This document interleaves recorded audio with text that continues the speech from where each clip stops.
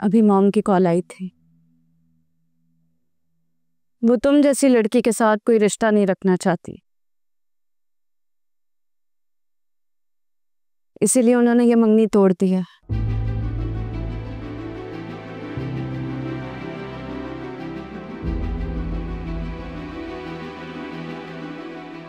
जाओ उनका सारा सामान वापस लेके आओ, मैं अभी जाके मॉम को देख के आऊंगी।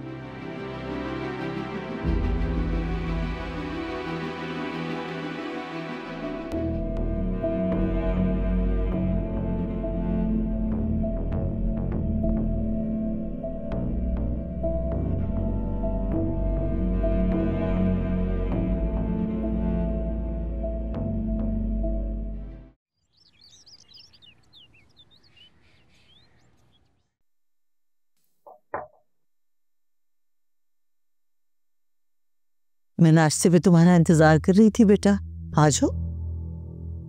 मामा वो फरहत का फोन आया था, अम्मी की तबीयत कुछ ठीक नहीं है। ओहो, क्या हुआ सबा को? पता नहीं, बता रही थी कि मामा के गुर्दे में दर्द है। मैंने तो बोला कि रात को डॉक्टर के पास लेकर जाती हूँ ताकि पता चले मसला क्या है।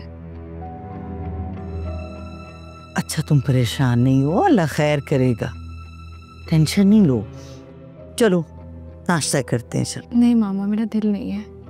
जब से मामा की तबीयत के बारे में सुना है, तबीयत बेचैन सी हो रही है, मुझसे कुछ खाया नहीं जाएगा। बेटा परेशान नहीं हो, अल्लाह करम करेगा।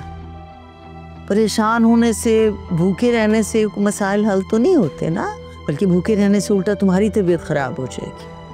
चलो शाबाश, मैं तुम्हारे लिए जबरदस्त सा ऑमलेट बनाती हूँ, तुम्हें पसंद है ना?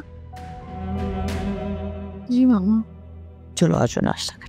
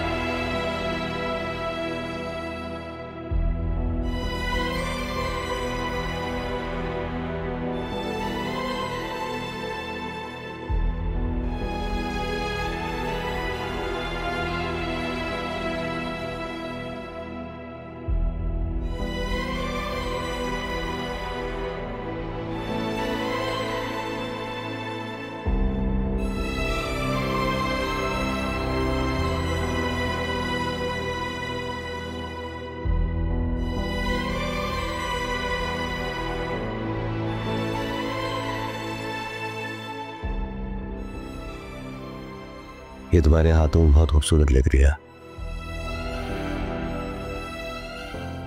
Thank you. सूटीज हमेशा अपने पास रहते, मेरी मोहब्बत की निशानी है।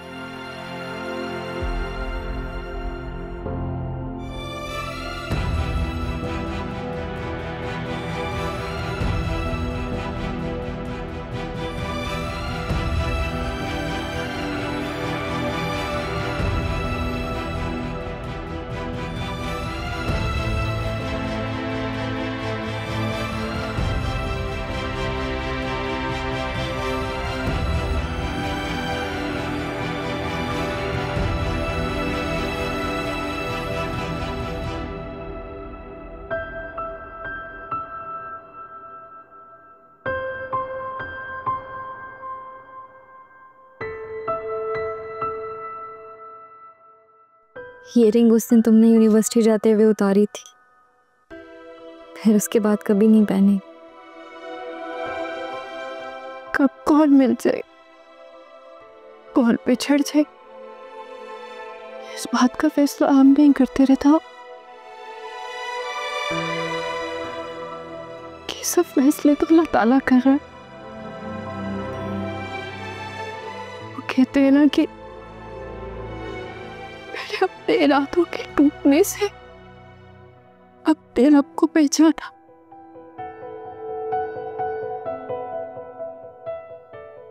लेकिन मुझे अपने अल्लाह पे पूरा भरोसा है। उसने पे मेरी किस्मत ने कुछ बेहतरी भी कहा होगा। फैजा, मुझसे तुम्हारा ये दुख देखा नहीं जा रहा। तुम्हें देख के इतनी खुश थी, अपने दुख भूल गई थी मैं। मुझे लगता था तुम्हें तुम्हारी मोहब्बत मिल जाएगी तो मेरा हर दुख कम हो जाएगा। ये क्या हो गया? रिता, शायद हम दोनों बहनों की किस्मत में मोहब्बत है ही नहीं। लेकिन ये बस अब हम मजीद नहीं रोएंगे। जो लोग हमसे मोहब्बत नहीं करते, हम भी उनके लिए एक आंसू भी नहीं बहाएंगे। तो ही नहीं है हमारी मोहब्बत की, इतने गिरे तो नहीं है ना हम। ऐसे मत बोलो फिजा, ये सब रानी भाभी की वजह से हुआ है। ज़ारून तो करने दो।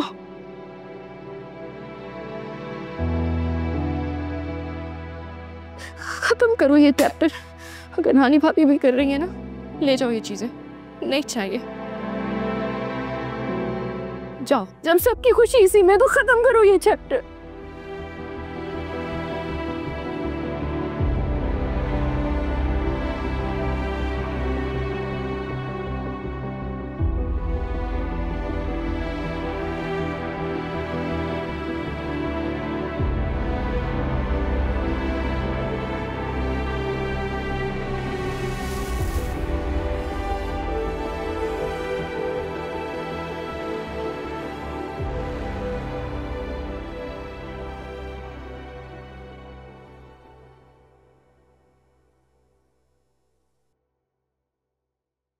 हो गई तैयार तुम? चले?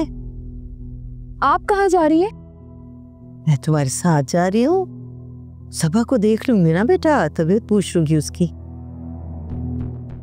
मामा, मैंने अम्मी को हॉस्पिटल लेके जाना है, उनके टेस्ट वगैरह करवाने हैं। आप कहाँ ख्वार होंगी मेरे साथ? आप ऐसा करें कि अरहम के साथ आ जाइएगा रात को।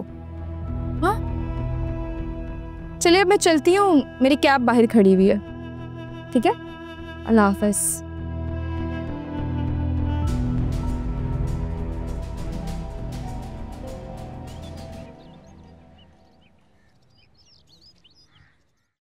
मैं तो कहती रह गई, ये लड़की हमारे ज़ारून के काबिल है ही नहीं।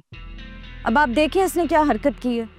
खुद उसने मुझे कहा है कि वो ज़ारून से कोई ताल्लुक रखना ही नहीं चाहती, तो फिर सारे सामान की क्या हैसियत है? लाकर सब कुछ लाउंज में रख दिया। इसीलिए मैं तो उठा कर ले आई।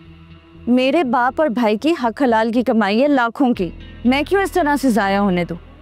बहुत अच्छा किया, बहुत ही अच्छा किया।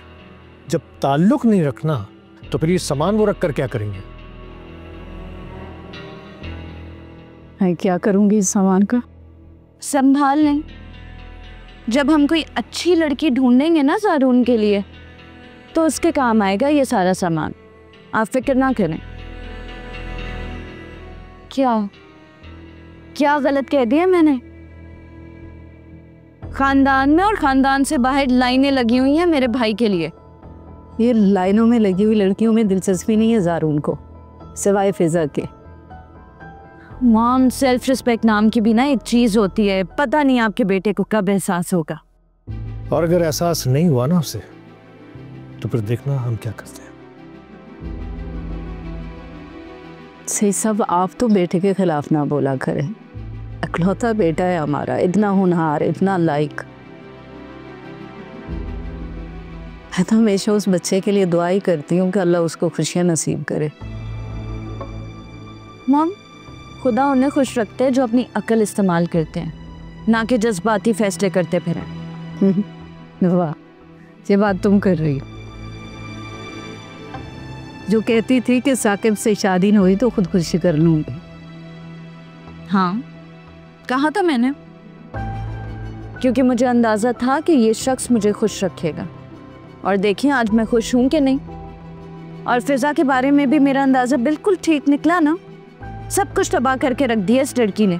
कितना कुछ किया हमने इसके लिए, और हमें ये सिला मिले। बस मॉम, अब कुछ नहीं हो सकता।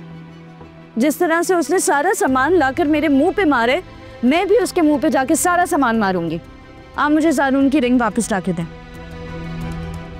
मुझे एक बार ज़ारून से तो बात करने दो। बाबा प्लीज आप ही समझाएं मॉम को, मैं थक गई हूँ। पहले ससुराल को संभालो, फिर यहाँ पे आके वजाहतें दो, सफाइयाँ दो। मेरी तो कोई इज्जत ही नहीं रही। ज़किया, रानी सही कह रही है। कल तक हम जिसकी हरकतों को बचपना समझ के इग्नोर करते रहे ना, अब वो हमें समझाने लगा है। जाओ जाके ज़ारून की रिंग वापस लेकर आओ।